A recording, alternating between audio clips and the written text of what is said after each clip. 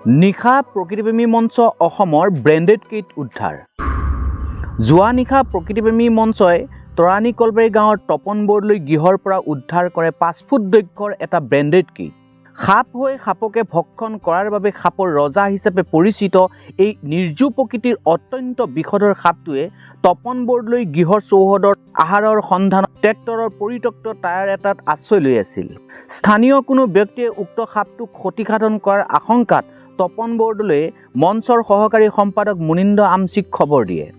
মঞ্চৰ সভাপতি হিতেশ শৰ্মা, উপসভাপতি জোনমণি হুকাই, দীপজ্যোতি পাটৰৰ লগতে কেইবাগৰাকীও সদস্যই ততালিকে উক্ত স্থানত উপস্থিত হৈ ব্ৰেণ্ডেড কিটটো উদ্ধাৰ কৰে।